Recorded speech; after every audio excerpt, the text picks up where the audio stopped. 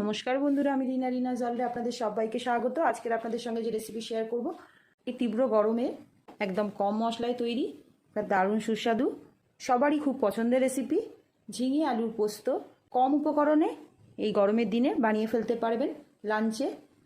Recipe ভিডিওটা দেখে নিন। আশা রাখছি ভিডিওটা দেখে আপনাদের ভালো লাগবে। ভিডিওটা দেখে ভালো লেগে থাকলে লাইক, কমেন্ট, শেয়ার করতে ভুলবেন না। নতুন বন্ধুদের সাবস্ক্রাইব করার জন্য অনুরোধ রইল। পুরাতন বন্ধুদের অনেক ধন্যবাদ পাশে থাকার জন্য। ডালের সঙ্গে এইরকম একটা রেসিপি থাকলে স্বাদ অসাধারণ হবে। রেসিপি ভিডিওটা দেখে নিন। ঝিঙে আলুর পোস্ত বানানোর জন্য ঝিঙেগুলোকে এখানে ছোটো টুকরো করে কেটে নিয়েছি। এখানে আমি 600 গ্রাম ঝিঙে নিয়েছি। ঝিঙেগুলোকে ছোটো টুকরো করে কেটে নিয়েছি, নিয়ে ভালো করে ধুয়ে পরিষ্কার করে নিয়েছি। আর নিয়েছি আলুগুলোকেও এখানে ছোটো টুকরো করে কেটে নিয়েছি।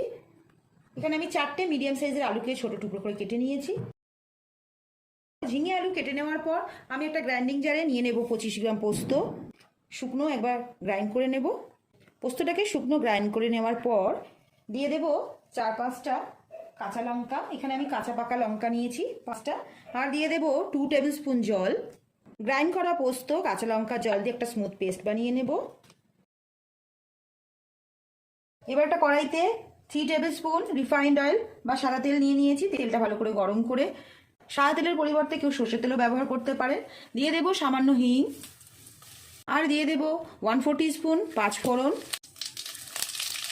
দিয়ে দেব কেটে রাখা আলুগুলো। আলুটা দিয়ে ভালো করে ভেজে নেব।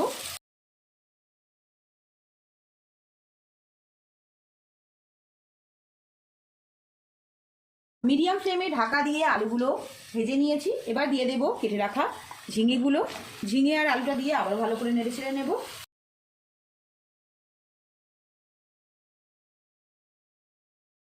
আলু আর ঝিঙেটা নেড়ে ছেড়ে নেওয়ার পর দিয়ে দেবো স্বাদ অনুসারে নুন।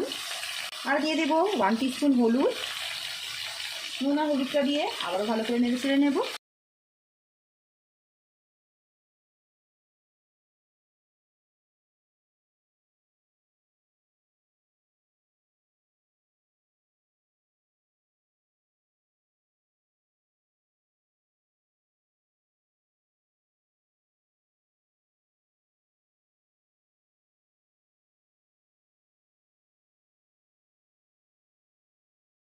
মিডিয়াম ফ্লেমে 7 থেকে 10 মিনিট ঢেকে রাখার পর ঝিঙে আর আলুটা সেদ্ধ হয়ে গেছে। এই সময় দিয়ে দেব পোস্ত আর কাঁচা লঙ্কার পেস্টটা। গ্রাইন্ডিং জার ধোয়া জল দিয়ে দেব আরও হাফ কাপের মতো। দিয়ে দেব সামান্য চিনি টেস্টের ব্যালেন্সের জন্য। আর দিয়ে দেব 3টে চেরা কাঁচা লঙ্কা। ঝালটা নিজের স্বাদ মতো দিতে হবে। পোস্ত বাটা, চিনি আর কাঁচা লঙ্কাটা দিয়ে নেড়ে ছেড়ে নেব।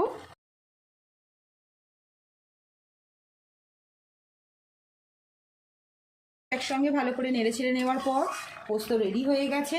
এবার দিয়ে দেব ওপর থেকে 1 টিস্পুন সর্ষের তেল। ফ্লেমটা হাইতে রেখে একটু শুকনো করে নিতে পারেন বা এরকম গা মাখা অবস্থায় নামিয়ে নিতে পারেন। যেরকম খেতে পছন্দ করবেন সেই হিসাবে নামিয়ে নিতে হবে। এবার ফ্লেমটা আমি অফ করে দেবো। 5 মিনিট স্ট্যান্ডিং টাইমে রাখবো, তারপর সার্ভ করার জন্য রেডি হয়ে যাবে। আর গরমের দিনে দারুণ স্বাদের এই ঝিঙে আলু পোস্ত রেডি হয়ে যাবে।